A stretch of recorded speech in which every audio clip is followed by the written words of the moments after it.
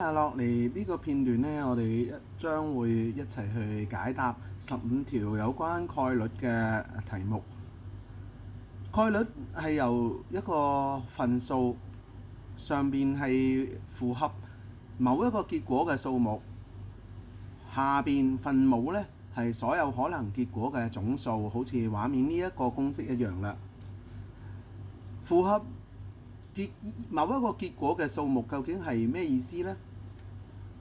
事實上，嗰個某一個結果，如果係不可能發生嘅呢，就冇任何結果嘅數目，所以係零嘅。所有可能嘅結果總數呢，就算幾多都好呢，分子係零呢，呢個機會率呢都係不可能發生，所以係零嘅。遇到必然事件呢，符合呢個結果，因為咁必然啊，所以就係等於可能結果嘅總數。呢個概率就係1啦。對於任何事件呢，其實都係由不可能最細嘅0至到必然發生最大嘅1之間。因此，我哋睇一睇下今日我哋第一條題目，有一個盒裏邊有9個球。呢9個球之中呢，其中有5個呢係綠色嘅，符合個結果嘅數量呢就係5啦，所以個分子呢就係5。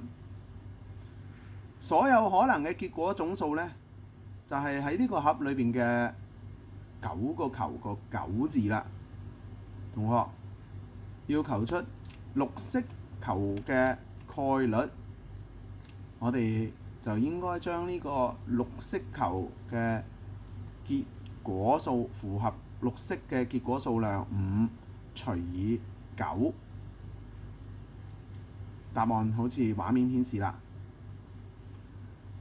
喺計算概率裏邊呢，我哋需要揾出符合個結果嘅數目同埋可能結果嘅總數。每條只要用呢一個角度去揾呢，我哋就會能夠做到今日我哋呢張工作紙裏邊嘅全部15條噶啦。喺第二條桌子6個紅裏邊，桌子裏邊呢有6個紅色同10個藍色嘅杯。如果喺總數杯嘅數目嚟計呢，就係6加10。所以呢，我哋當抽出一隻杯嘅時候呢，就符合可能結果呢，就係任何呢啲不同顏色嘅紅色、藍色嘅杯都有可能抽到出嚟。個分母呢，就係16啦。至於符合嗰個嘅紅色杯嘅結果呢，我哋就喺個盒子裏邊呢，只有6個呢啲符合紅色杯呢個結果，因此我哋個概率呢就係6除16，簡化咗之後呢就係3除8或者3%啦。選出一隻藍色杯嗰個嘅概率呢，我哋就一樣係喺呢16隻杯嗰度抽，所以個分母呢一樣係16。但係分子符合藍色呢嘅杯嘅數量呢就冇係多啲嘅喎，係有10隻杯呢都係藍色嘅。因此呢，我哋簡化咗16/6嘅份數就成為3%啦。下面總共係一個顯示學生母語方面嘅統計。12位嘅學生嘅母語係中文，5位係英文，而有3位係日文母語嘅。如果喺裏邊選出1位學生，我哋嘅所有可能結果總數呢，就係喺呢12加5加3裏邊。咁所以個分母呢，就係 12+5+3等於20啦。至於日語嘅概率呢，我哋喺20個人裏邊呢，原來只有3位呢係以日語做母語嘅，所以個概率呢就係3/20。英語嘅概率呢，其實同計算日語嘅概率方法呢一樣，將所有可能結果嘅總數12+5+3嘅總數得20呢，寫作為佢呢個概率嘅分母。而英語嘅符合英語為母語嘅學生數量呢，就有5個作為概率嘅分子。20/5呢，可以簡化寫成為1/4啦。又嚟睇一睇下喺第4題選出下列各字母嘅概率啦。下列就即時選出喺 1E、2X、3P、4E、5R、6I、7E、8N、9C、10E 呢10個英文字母裏邊 I 字呢只係出現一次，因此個概率呢同樣係由一個分母呢就係喺呢10個英文字母裏邊抽出，其中之 I 只有1個啫，因此我哋得個概率呢就係10/10啦。I 呢喺10個英文字母裏邊就只係出現一次，所以個概率呢就係1/10。同樣喺呢10個英文字母裏邊呢，就係所有嘅可能結果，所以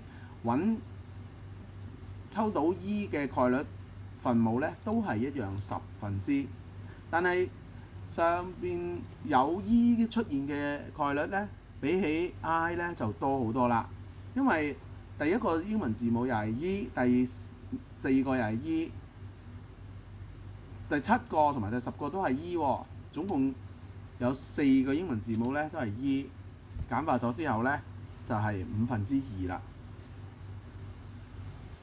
又睇第5題，志安佢職員編號39769中揀出一個數字，而數字係奇數嘅概率有幾多呢？因為佢所需要揀出嘅數字之中呢，就包括3、9、7、6、9喺5個數目字之中揀，所以呢，所有嘅總數概率呢就係5啦。而奇數係代表乜嘢啊？3啦、9啦、7啦、9啦，呢4個都係奇數嚟嘅。相比起6呢，就係偶數啦。所以你覺唔覺得喺5個數字裏邊揀到奇數3、9、7、9，機會有4個咁多啊？所以呢，概率呢就係4/5啦。我哋又嚟睇下擲一粒骰仔，佢擲到4嘅概率係乜嘢嘅分數除揾出嚟呢？喺一粒骰仔裏邊呢，總共有6個數目字，1、2、3、4、5、6，所以呢個概率呢，我哋知道分母呢就係6，而喺擲到4呢一個數字呢，只係喺1、2、3、4、5、6其中之一個，所以呢，佢嘅概率呢就係1/6啦。要擲到少於6點，究竟概率又係幾多呢？今次喺一粒骰仔裏邊嘅6面呢，就並唔係得一個少於4喎，因為喺一粒色仔6邊裏邊咧，總共1係少於4，2又少於4，3都係少於4嘅。我哋話擲到少於4嘅點數嘅概率咧，就係符合少於4嘅數量3，少於4嘅點數包括1啦、2啦同埋3。咁所以咧個概率咧就係3/6，簡化咗之後就係1/2啦。喺第7題，星星9係一個兩位數。呢個兩位數咧可以係星星代表1啦，就會係呢個兩位數就係19。星星可以係2啦，呢個數兩位數就係29。星星咧可以係3、4、5、6、7、8、9。所以咧最大係99。因為佢係整數，因為後邊係個9字尾啦，咁所以佢就係一個當然係一個整數啦。現在究竟呢一個星星9嘅兩位數，佢大於70嘅概率係應該點樣求呢？首先佢大於70呢一個嘅概率，我哋咧同樣係要揾出所有可能結果同埋符合大於70嘅結果數量。所有可能結果嘅總數咧就寫喺分母度，包括有9個、19、29、39、49、59、69同埋79，所以咧分母就係有9個啦。大於79嘅19並唔大於29、39、49、59、69都唔大於70嘅喎，只有79、89、99三個數字咧係大於70嘅，因此咧個概率就係9/3，簡化咗之後可以寫成係1/3啦。喺呢個星星9二位數裏邊，19、29、39至到99呢9個數字裏邊咧，邊啲係質數咧？原來17係質數，27可以除得盡3喎，27除3咪9咯，所以27並唔係質數，37係質數，47又係質數，57就唔係質數啦。57係可以除得盡3，67係質數，77除得盡11啊嘛，或者除得盡7又唔係質數，87又可以除得盡7，除得盡3，所以又唔係質數，97就係質數。各位同學，剛才我嘅描述你聽唔聽得明？究竟喺19至到99呢9個數字裏邊，加加埋埋有幾多個質數呢？總數裏邊9個，所以我哋嘅分母咧就係9。而個分子咧，大家仲記唔記得頭先我數咗17、37、47、67同97 5個，所以個分母係9，分子係5。星星9嘅兩位數係偶數嘅概率咧，就好特別。我哋知道最個個位數係9，係冇可能有偶數雙位數嘅噃。因此咧，佢嘅概率咧符合嘅可能結果都係有9個，19、29、39、49、59、69同79、89、99 9個，但係符合呢一個偶數嘅概率咧就係0啦，因此概率就係0啦。從附圖所顯示嘅撲克之中抽出一張牌，喺個撲克裏邊有 Jack 啦、6、King、2、2、A、9、6、Jack 5。咁啊有一隻5喎，因此咧喺1、2、3、4、5、6、7、8隻牌裏邊咧，只有一隻5。概率就係1%啦。我哋嘅總數就有8隻牌，分母就係8啦。抽到5呢張牌嘅符合結果，只有得一張，就係呢一張啦。所以分子就係1，分母就係8，概率就係1%啦。喺抽人面牌嘅概率又係幾多呢？人面牌意思即是積啦，第一隻呢隻啦，類啦喺呢度咧冇類嘅，同埋傾即是第3隻呢隻啦。所以個概率咧就係8隻牌之中咧，只係有2隻係人面牌，包括阿積同埋阿傾。所以分子就係2，分母就係8，簡化咗之後咧就係1/4啦。究竟同樣呢一副牌抽到方塊嘅概率係喺第一隻牌係並唔係方塊，係梅花；第二隻牌係心形，又唔係方塊；第三隻係葵扇，只有2方塊，有一隻方塊。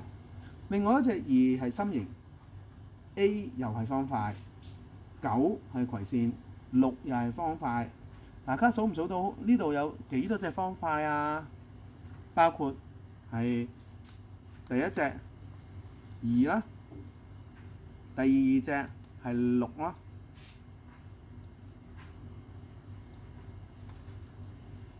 第一隻係2，第二隻係 A， 同埋最尾嗰隻6，所以符合方塊嘅卡咧就有3隻。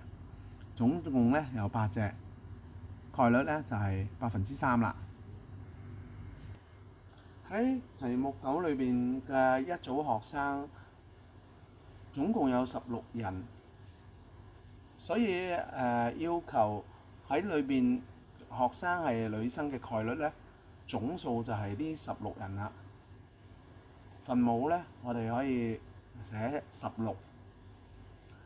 至於分子符合女生究竟有幾多呢？喺總數有16人裏邊呢，我哋知道男生有10人，所以16減10呢就係女生嘅數量。分子大家知唔知道應該填幾多呢？冇錯啦，分子呢就係6，所以16/6呢，我哋就可以簡化成為3%啦，概率就係3%。又睇一睇下計算唔係公眾假期到訪呢一間餐廳嘅概率，我哋點樣去揾呢？首先喺4月裏邊有到訪呢餐廳嘅可能日子呢，總共有30日，因為4月份係有30日嘅。我哋計算概率呢，個分母咧就係30啦。至於分子咧，我哋需要係唔喺公眾假期。咁究竟30日裏邊有唔係公眾假期嘅日子有幾多呢？30日裏邊咧，原來係公眾假期嘅日子就有9日，唔係公眾假期嘅日子咪就係30減9，即是21日咯。分子係21，分母係30，簡化咗之後就係7/10啦。喺第11條，我哋又睇下選出黑朱古力嗰個嘅概率係點樣求嘅呢？黑朱古力嘅概率要求嘅時候呢，我哋必須要知道喺呢一個盒子裏邊合共有幾多粒朱古力。白嘅有15，黑嘅有25，所以朱古力嘅數量就係15加25，40啦。黑朱古力嘅數量大家知唔知道係幾多啊？冇錯啦，黑朱古力嘅數量就係25，所以份數就係40%25，簡化咗佢之後呢，就係5%啦。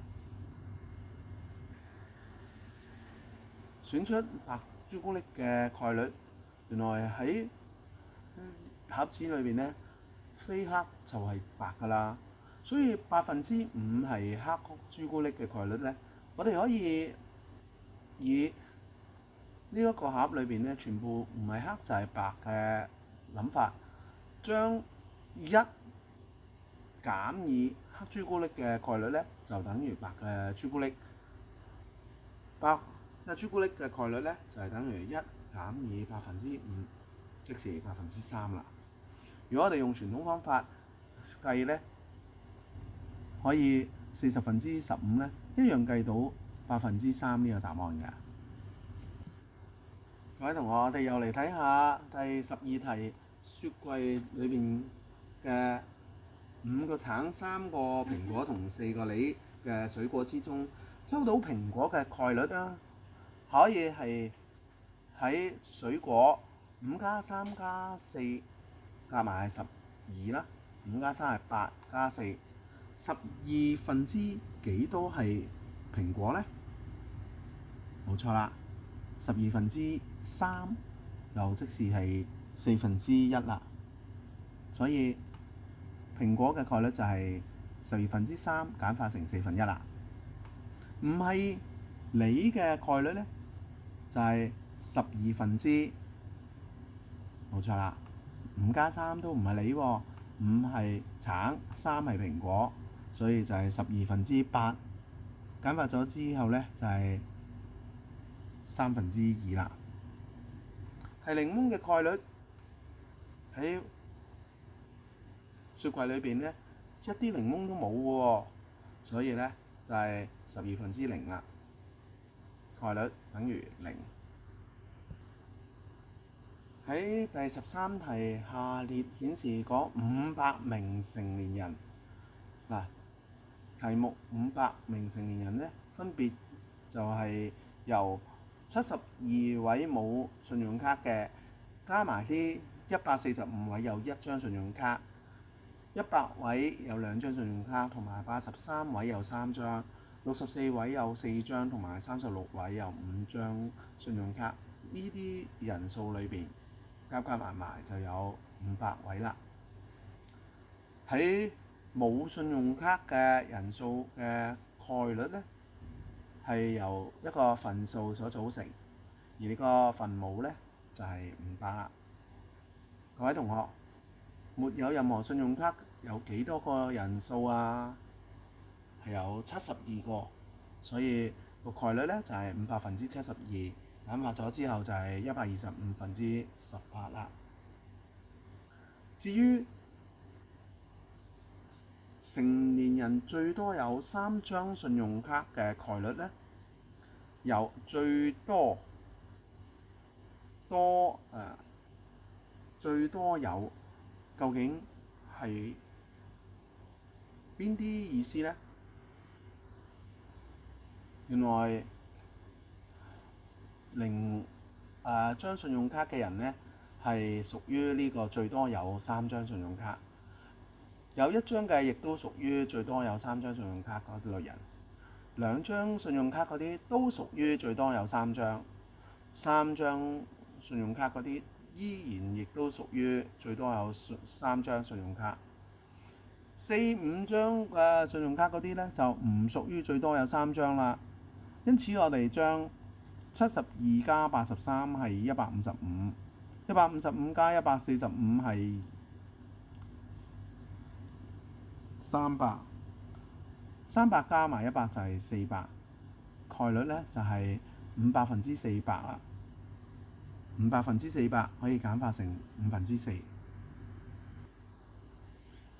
如果喺下一條計算顧客係女性嘅概率，又應該將個分母係幾多呢？分子又係幾多呢？我哋知道顧客總數呢係有150位，其中84位係男性，66位係女性。84加66咧，啱啱好就係150嚟嘅。因此係女性嘅概率咧就係150/66啦。簡化咗之後就係25/11啦。又睇一睇下第15題，呢一粒色擲咗25次，嗰25次咧有19次係1點，58次係2點，37次係3點，21次係4點，44次係5點，71次係6點。19、58、37、21、44、71嘅總和咧就係250。求偶數嘅概率，各位同學知唔知道個分母係幾多呢？分母就係呢250咯。各位同學知唔知偶數嘅概率嘅分子係邊幾個數字嘅相加呢？冇錯啦，偶數咧包括係58次出現2，同埋有21次出現4，以及71次出現6。因此將58加21加71咧，71咧，我哋得出150次。250/150咧，可以約簡成為3/5啦。至於求少於5點嘅概率，分別就係1點嘅時候係少於5點嘅19次啦，2點數嘅時候58次啦，3點數嘅時候嘅37次啦，4點數嘅時候嘅21次。呢4個數相加埋咧就係有135次嘅，所以喺250/135就係我哋少於5點數嘅概率。簡化咗之後咧就得50/27啦。多謝各位收睇。